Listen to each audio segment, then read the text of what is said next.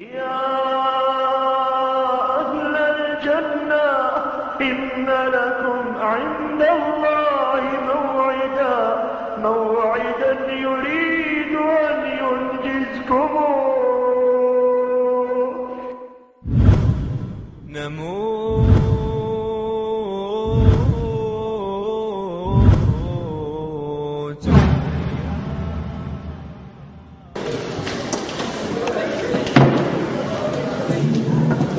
بسم الله الرحمن الرحيم.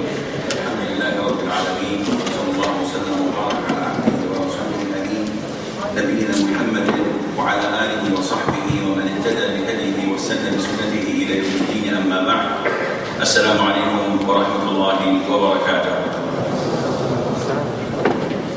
I'm a bit warm. I've just arrived from Saudi Arabia. Maybe it's the weather. So I think I brought some heat with me. This is positive for you. It's quite negative for me. So do forgive me if I keep on, drying my sweat.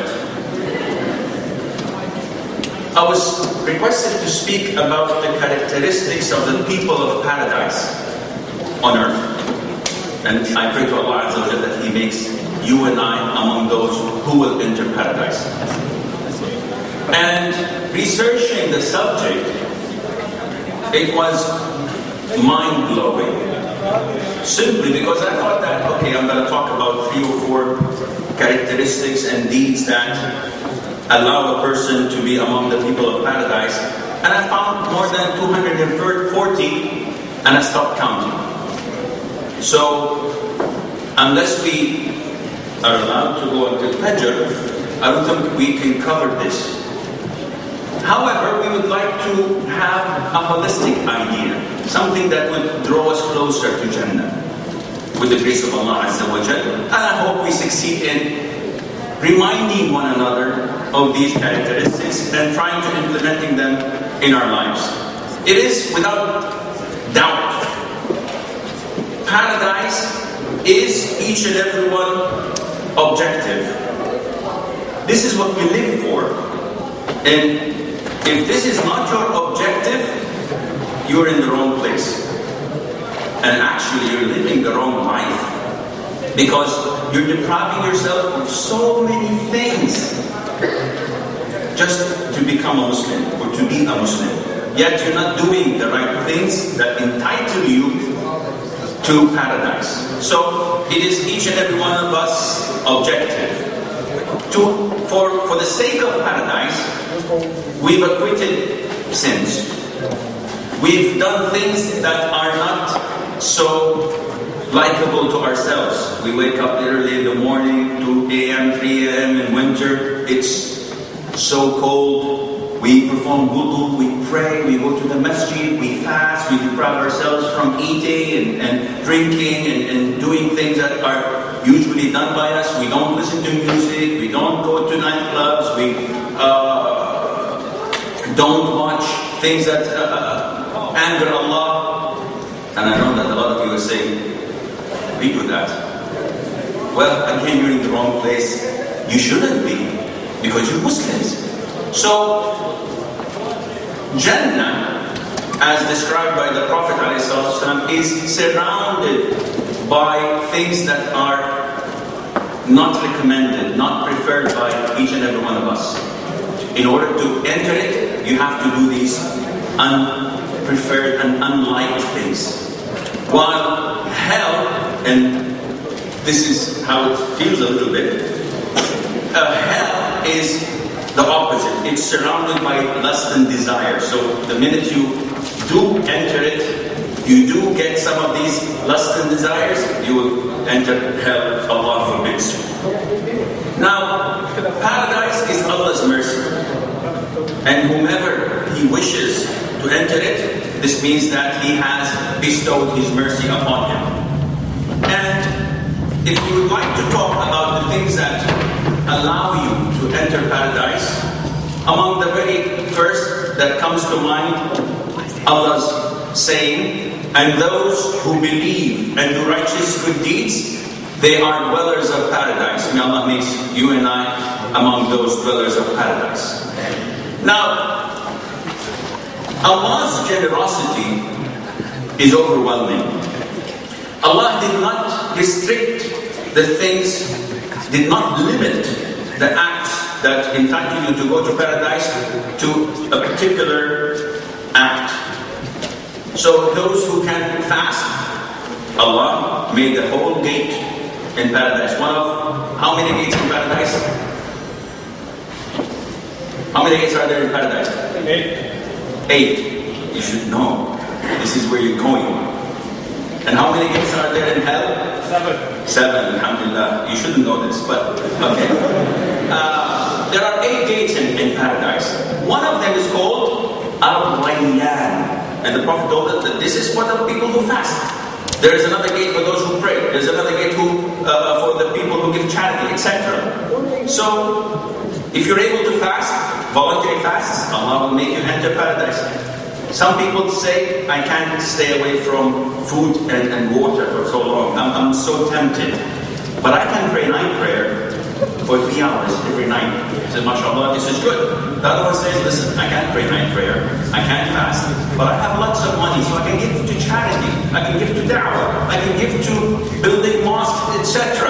Mashallah, tabarakallah, you're in the right track. So Allah has, I don't know if the word is right, diversified the means of, or for us to enter paradise.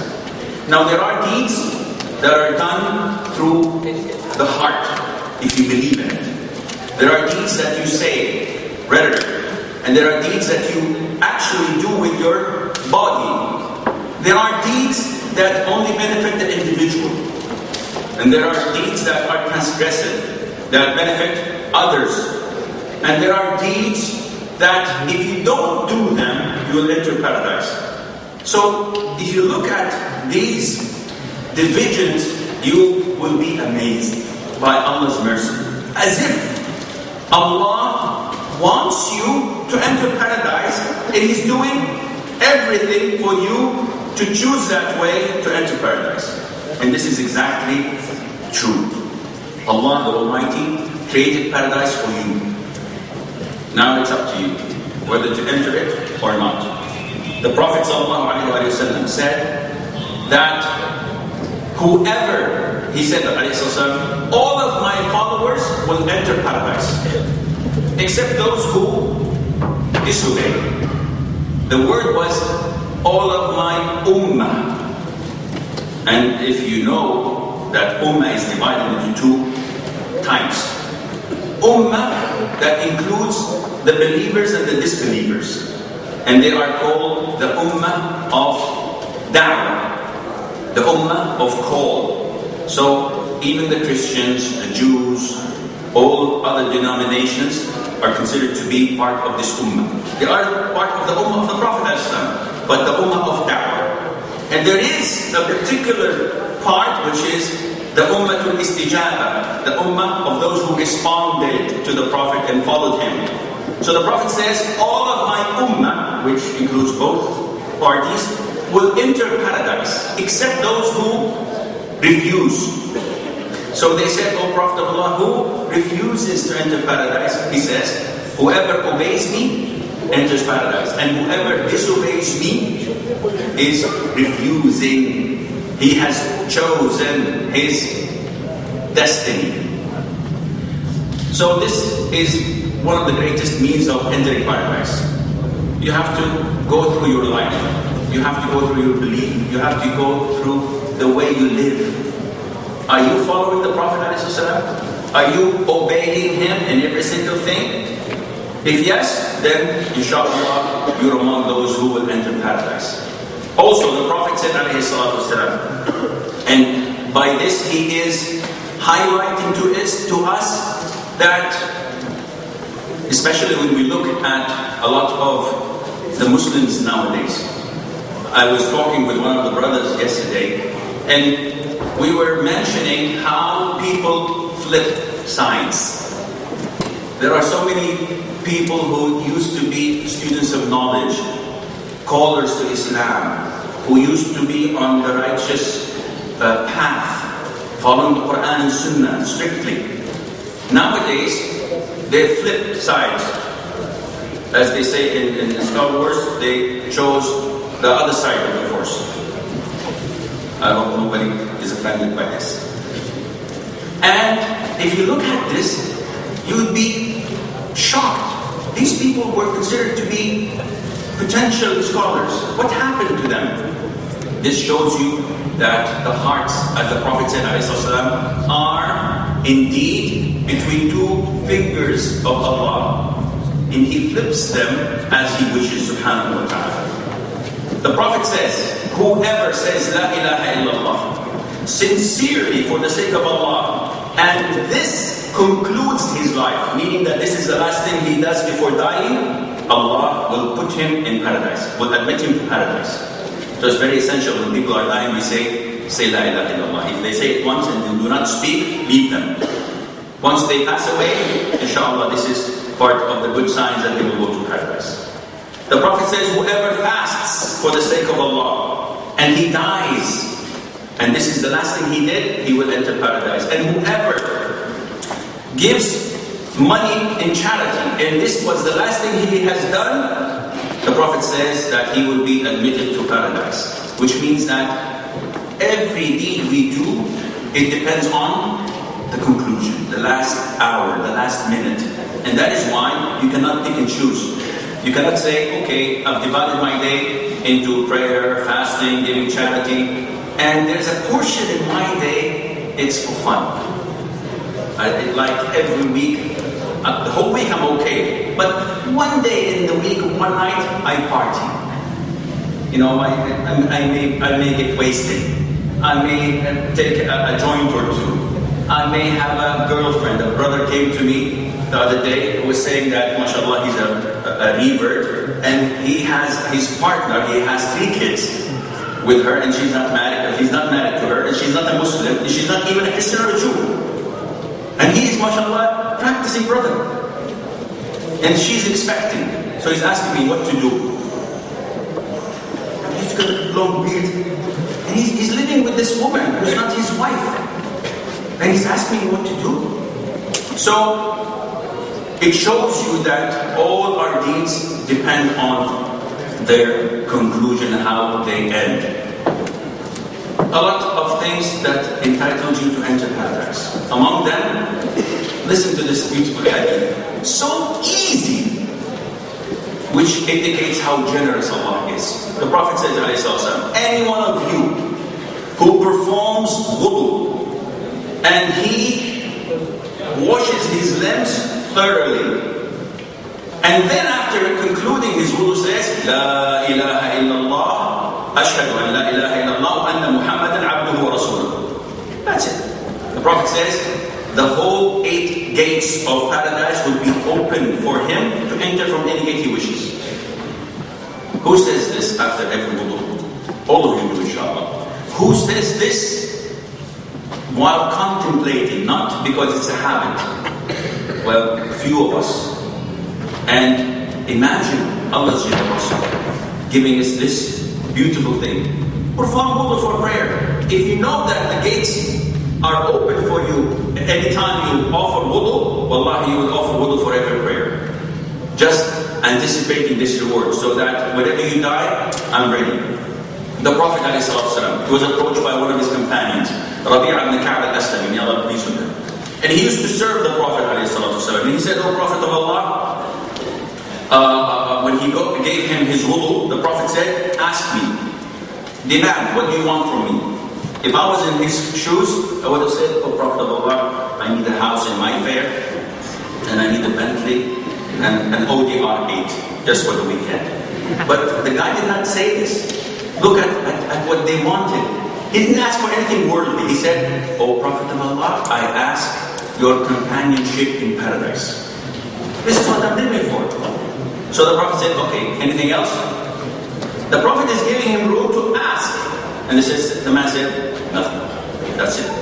So the Prophet said, then help me by offering as many prayers as you can. The Arabic word is ta'inni bi kathrati sujood. Prostrate as much as you can. But we know that you cannot prostrate outside of the prayer unless it's prostration of forgetfulness or of being thankful to Allah. Other than that, you don't, out of the blue, just prostrate as so many people do. So this is an indication that the more you pray, the closer you are to paradise and to the Prophet ﷺ. Ayat al-Kursi. Who knows it by heart? Raise your hand, please. Okay, mashallah. But still, I would have expected that everyone has raised his hand. Only 40% did, unfortunately. Ayat al-Kursi is the greatest ayah in the Quran. There's no comparison to any other verse. And the greatest surah in the Quran is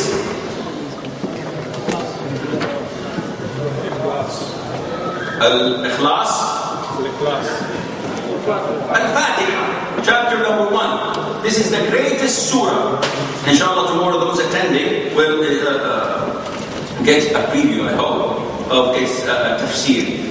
So, Ayat al-Kursi, it is so great, the Prophet said, whoever maintains reciting Ayat al-Kursi at the end of his prayer, of the 5 mandatory prayer, nothing prevents him from entering paradise except death. Meaning that if you die now, we've all prayed Maghrib, alhamdulillah, and we've all recited Ayat al-Kursi. If you die now, you will enter paradise. By reciting this great ayah.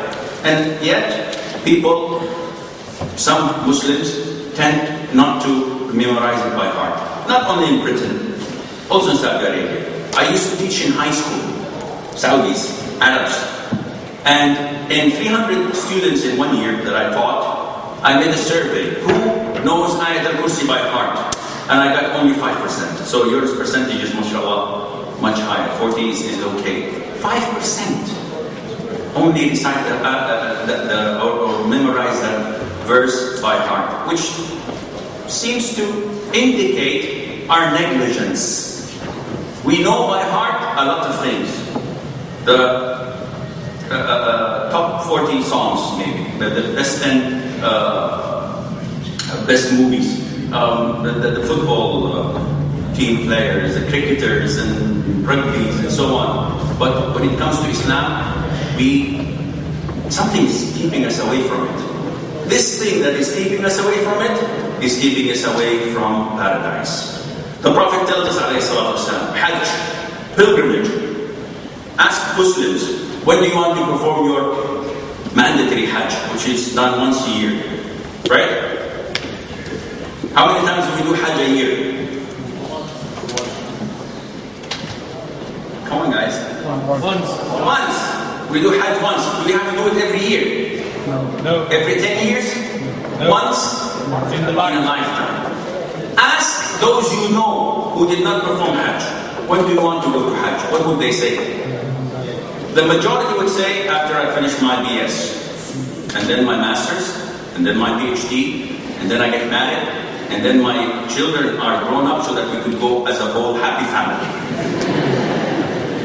And so many fail to achieve this. Yet the Prophet tells us that a perfect Hajj has no reward at the side of Allah except Jannah. Nothing. What do you want? 100 million hasana? Good deeds? Not enough. Allah forgive your sins? Yeah, it's good, but I'm going to do more sins afterwards. No. But then Allah tells you there is no reward except Jannah. Paradise. So, wouldn't this be an incentive for you to save a little bit?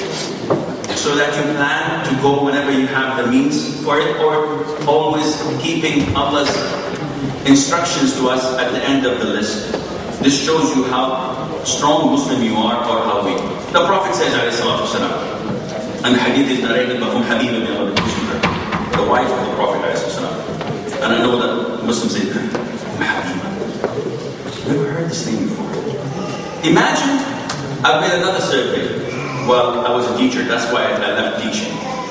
And I've asked about the names of the wives of the Prophet ﷺ. And I got strange names. The wife of the Prophet was Fatima. She's the wife of the Prophet. Asma. And I asked her, okay, what about the 10 heaven-bound companions? The 10 best top companions of the Prophet ﷺ. One said, Amru ibn al-Khattab. I asked you, I never knew Umar had a brother by the name of Muhammad. And it goes on and on. And I always say this remark in lectures that I go to. It's a shame that if Allah admits us to paradise, we don't know anybody there. Who's this? Abu Bakr. Oh, who's he? He's the companion of the Prophet. MashaAllah, nice to meet you. Who's this? Uthman. He married 2 of the Prophet's daughters. Interesting. And who's this? And who's that? So we neglect to know people. And if you say, okay, can I take a peek at the people of hell? If they take you to hell, whoa, mashallah, I know everybody there. I know this one, I know this one. Isn't it a shame that we have this ignorance of our history, of our heritage? We love the Prophet. Yes, Wallahi, I'm willing to do this and do that and fight in the cause of Allah for my Prophet. Do you know anything about his history, about his legacy, about his seerah? No. His wives, his sons, his daughters, his companions? No. So what love do you have if you even fail to do this in your own life? Well, I'll give you another example.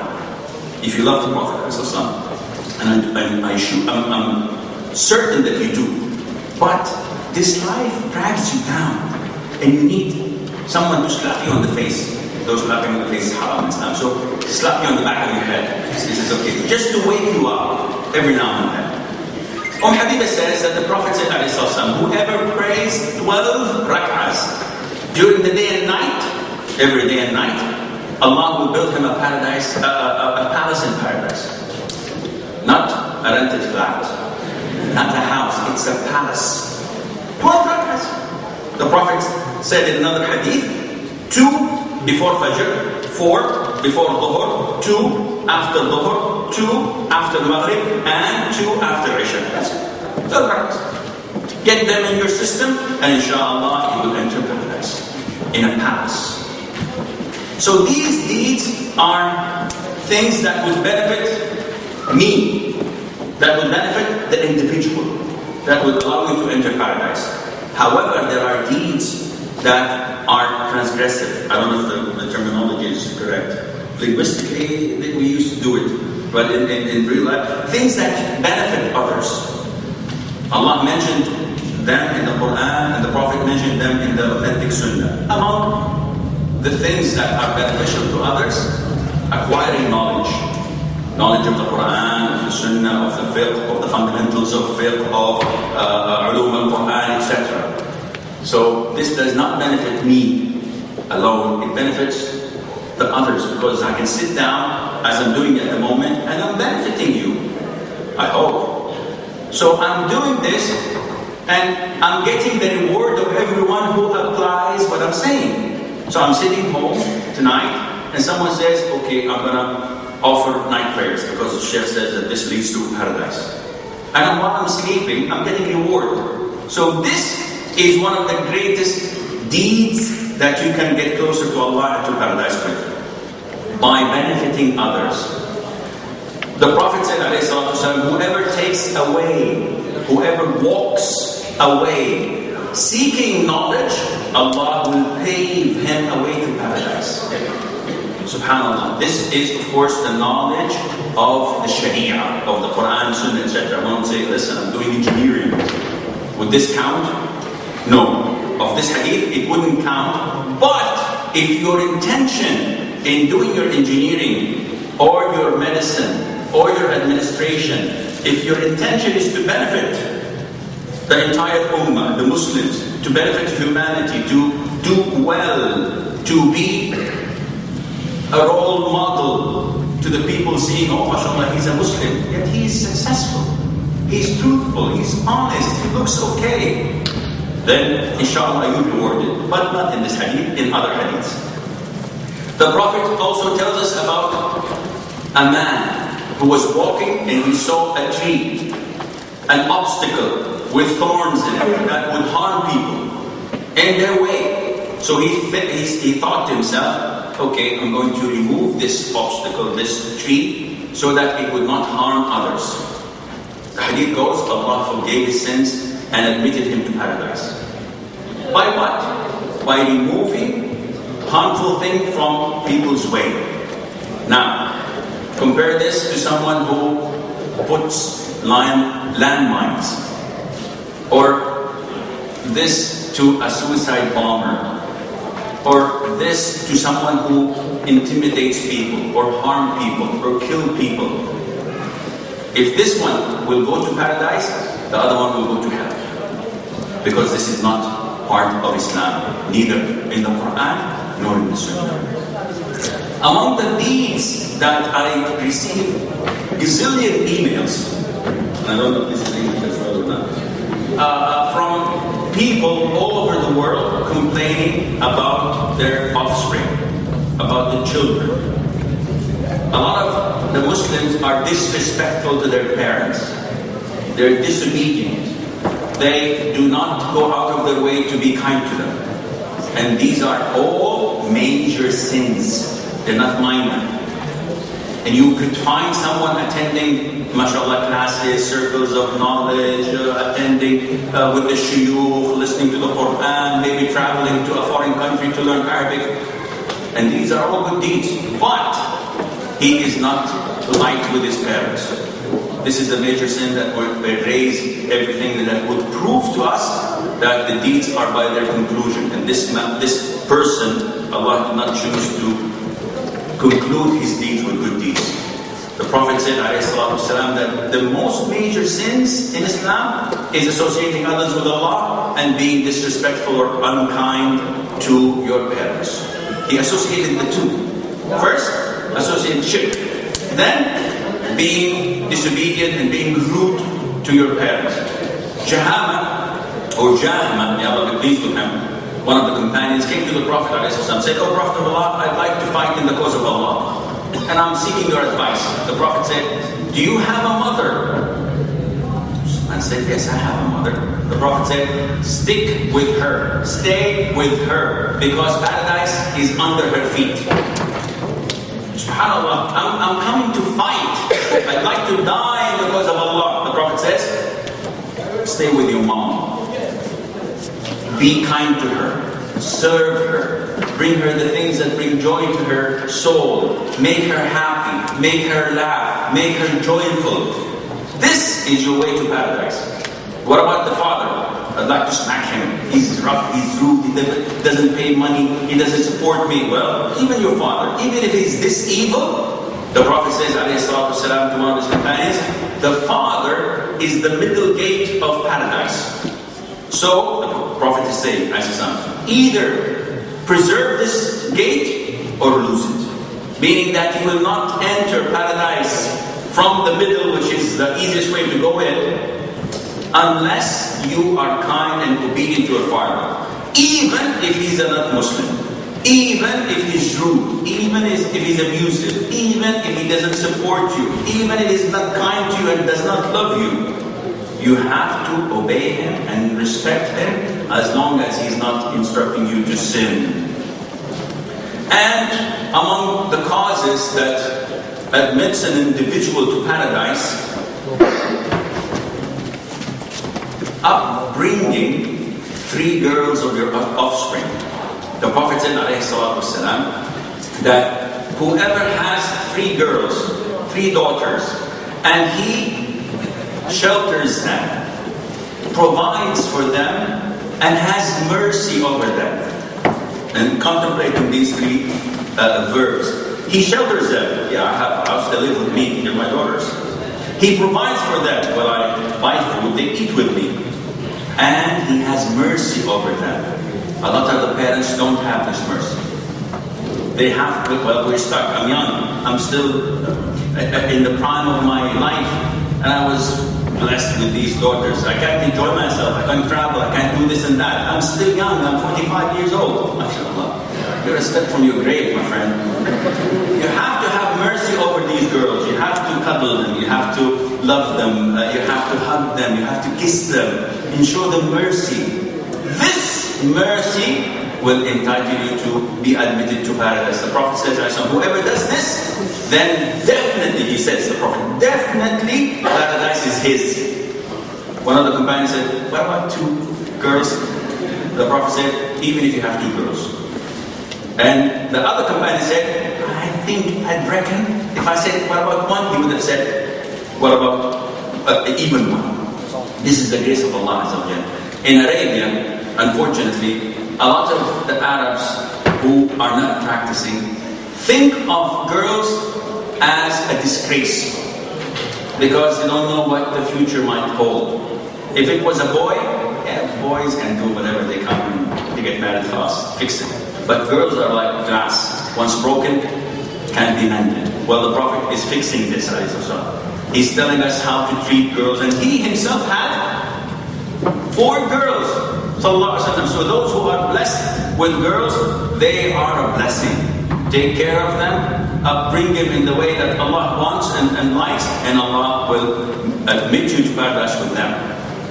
Among the things that benefit others, building mosques or contributing in building mosques. Whoever builds a mosque or contribute in that, Allah will build him a palace in paradise. SubhanAllah. Though this is directed to those who have money. So if you have money and you find yourself tired, unable to fast, voluntary fasting, or pray night prayers, because the Prophet is showing you the way to be admitted to paradise. And being kind to others, being tolerant, financially that is. A man, the Prophet tells us, was brought in front of Allah on the Day of Judgment. So Allah is asking him, do you have any good deeds? So the man says, no, nothing. So Allah tells him, you sure you have nothing at all that is good? And the man says, well, come to think of it, the only good deed that I would reckon would qualify, I don't think of it as much, is that I used to trade with people.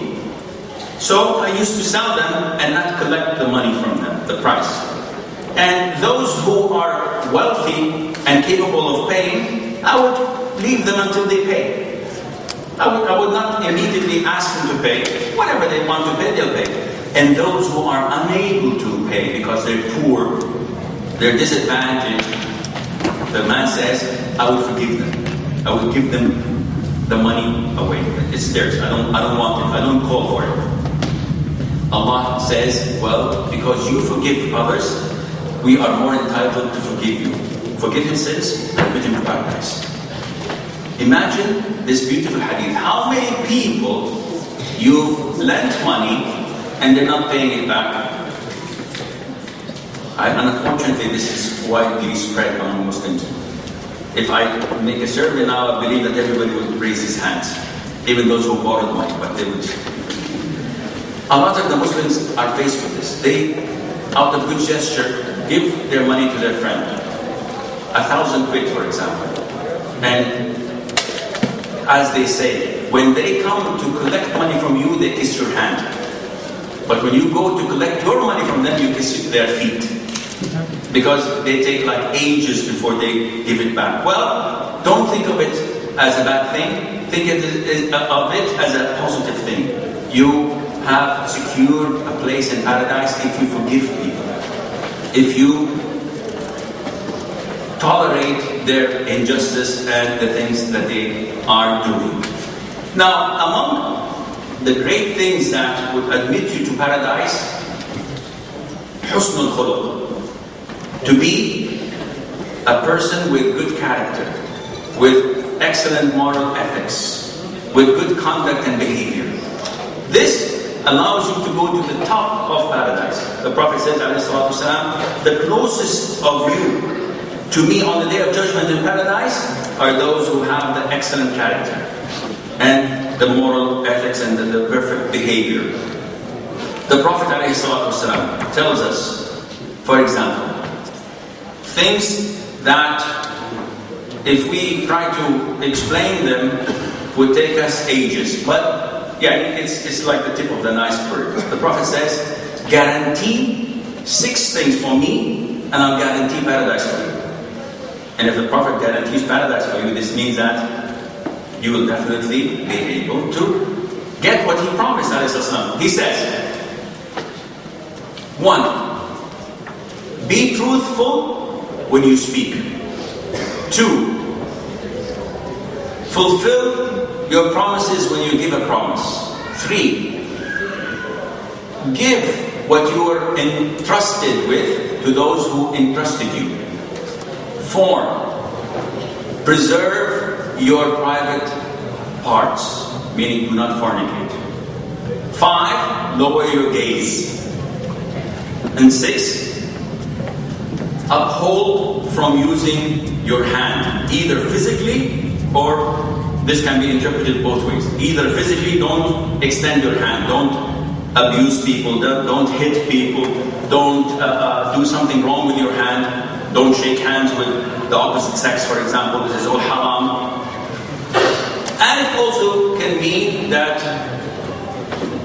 hold back your hand from haram money. Don't take what is not lawfully yours. 6 things. The Prophet guarantees you paradise.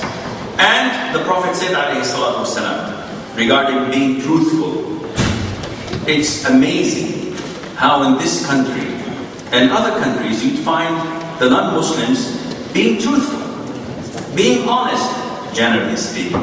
You don't want the stereotype of saying, oh, mashallah, non-Muslims are this and Muslims are that. No. This is the way they were brought up, to say the truth, not to lie.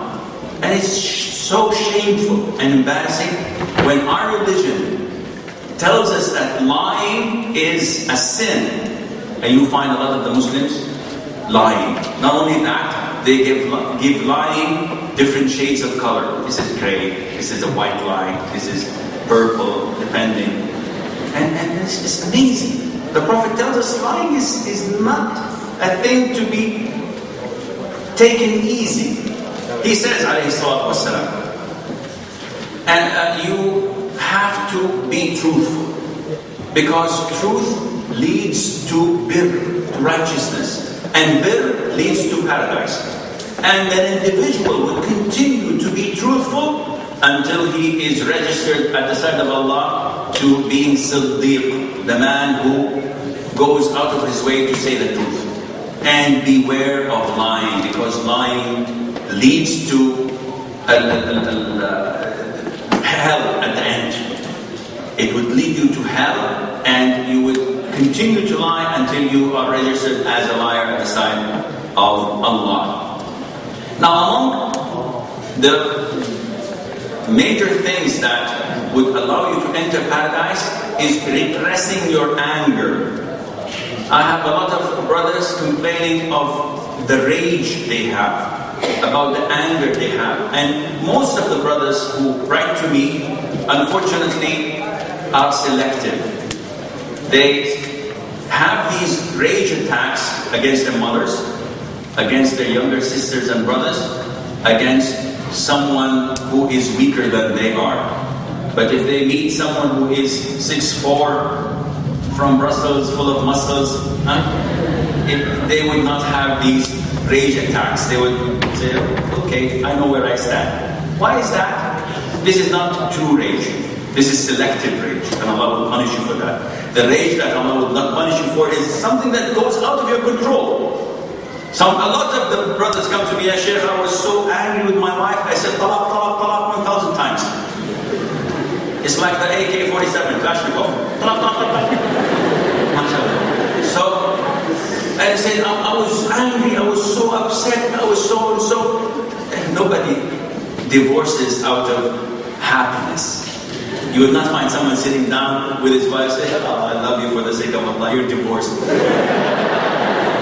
All divorces happen due to anger, but the anger that does not count when you divorce, or let me rephrase that, the divorce that does not count when you're angry is when you are blocked, you cannot see. So they tell you after you wake up from your rage attack, you broke the window, you did this, you did that, and the guy says, Wallahi, I don't remember. This is the only case where divorce does not count. Because it's like intoxication. You don't see. So Allah will not hold you accountable for things that are below or beyond your capability. Allah the Almighty tells us that you have to march forth to a paradise that its width as of the heaven and the earth. And it's made for al-muttaqeen, or for those righteous. They are the ones who spend in prosperity and in adversity their wealth. And they repress their anger. So repressing your anger is means of entering paradise. So many times, someone who is below your physical strength or who is below your social status, someone you can inflict harm to. So many times they do bad things to you and you want to do something, evil. You want to eat them alive. And you can do that. But you repress this. Why? I'm afraid of the authorities. No. You do this because you're afraid of Allah. You want paradise. Believe me, Allah will admit you to paradise. Because this is what the Prophet said, Allah Azza wa Jalla says in the Quran. A man came to the Prophet and said, "O Prophet of Allah, advise me." So the Prophet said, "Do not become angry." The man said, "Okay, advise me more. Do not become angry. Do not become angry. Do not become angry." In one narration he said, "Do not become angry and Allah will give you Jannah. Allah will give you paradise." Now, I don't think we have enough time, but you don't expect people to, they say Britishers are quite calm. They don't become angry. No, everybody becomes angry. What the Prophet is telling you is not to go against your human nature. Because if someone attacks your wife, and you say, "I'm not going to become angry." This has nothing to do with Islam. No, you have to become angry. What the Prophet is telling you, ﷺ, beware of the consequences of your anger. So you can be driving down the motorway and someone does something wrong to you and you become angry. You have a choice, either to hit him or repress your anger and go on your way. If you do this, if you repress your anger, Allah will give you paradise. So many times we need to repress our anger, especially with the love of our loved ones, especially with our wives, especially with our children, our neighbors, our parents, our relatives. So many people we have to repress our angers because Allah tells us that this is rewarded by Jannah.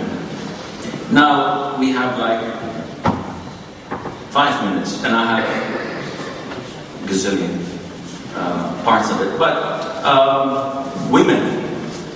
Oh, women. Can't live with them, can't live without them. The Prophet ﷺ told us that for them, there are special things in addition to what was mentioned before. The Prophet said, ﷺ, for women who are married, that if a woman prays her 5 daily prayers, and fasts Ramadan, and protects her chastity, she does not fornicate or commit adultery, and this is very difficult, she obeys her husband, Allah will tell her, enter paradise from any gate you wish. That's all. That's all.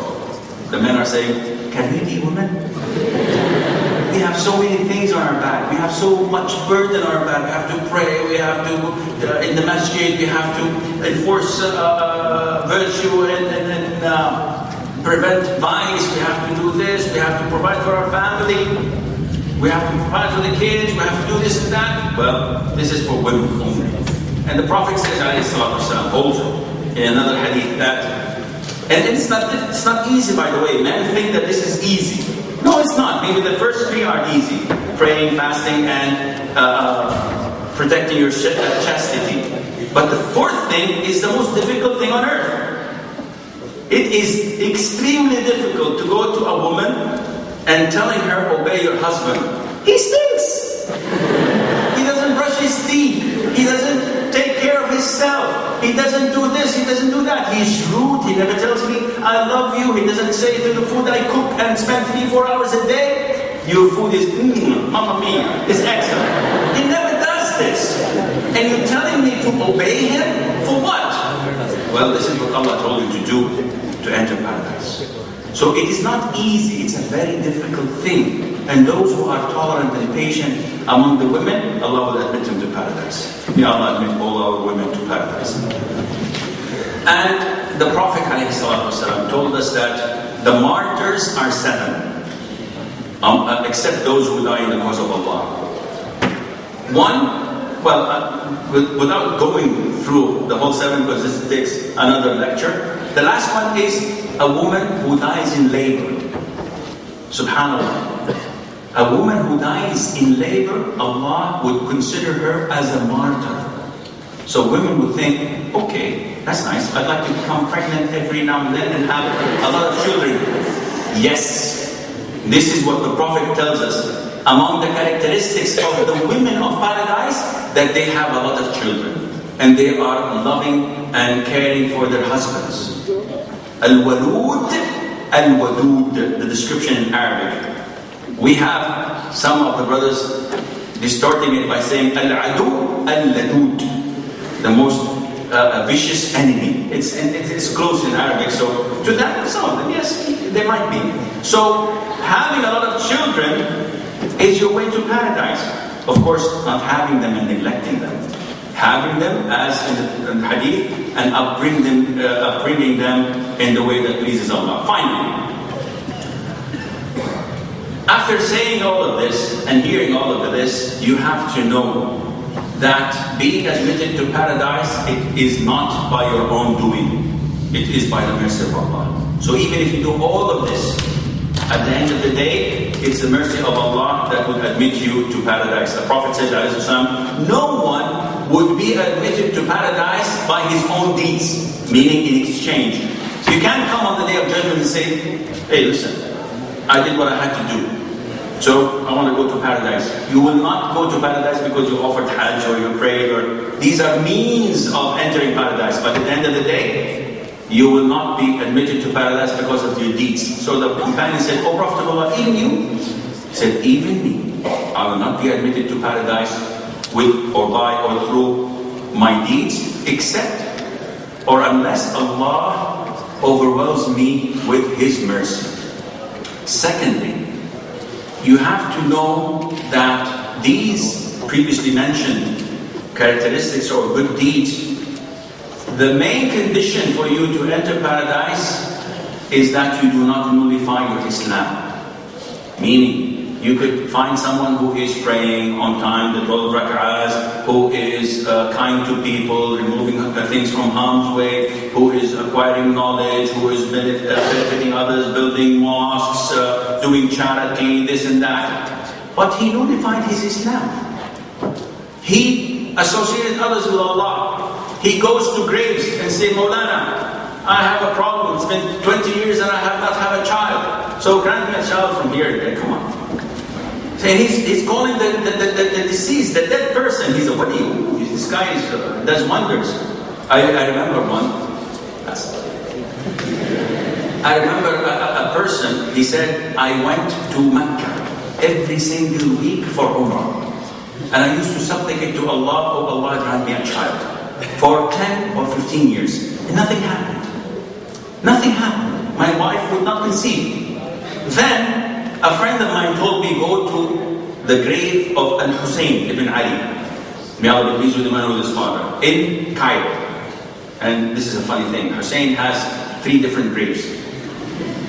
Over in Syria, Iraq, and Egypt. So I don't know, you do the math. Anyhow, the guy said, I went there, I supplicated, I said, oh Al-Hussein, I need a child, I don't have any children of my own, so please give me and grant me a child. And subhanAllah, in 9 months' time, my wife was delivering a baby boy. What do you understand from this? This is how people think. Allah is testing this man for 15 years. And the man failed the test because he associated others with Allah. So these characteristics, these deeds, if you do not nullify your Islam, if you're a true Muslim, you believe in the oneness of Allah, you don't have anything that goes against Islam, you will be, with the grace of Allah and His mercy, admitted to paradise. But if you do all of them, yet you associate others with Allah, or you make one of the things that nullify Islam, you deal in sorcery. Like a parent, for example, don't like their daughter-in-law, so they bring a sorcerer and they make some Wudu stuff and black magic to separate between the two. This is blasphemous. This is something that makes them an act of apostasy. If you mock about Islam, if you mock about the Quran or the Prophet ﷺ, or ridicule one of the verses of the Quran or the companions or say anything bad or negative about them, this nullifies your Islam. So even if you do all of this, you'll not be admitted to paradise. Therefore, you have to observe and protect your Islam and do as many of these deeds, and then inshallah, with the grace of Allah, we will meet in paradise. Wallahu a'lam wa sallallahu wa sallam wa baraka ala abdihi wa rasulihi Muhammad.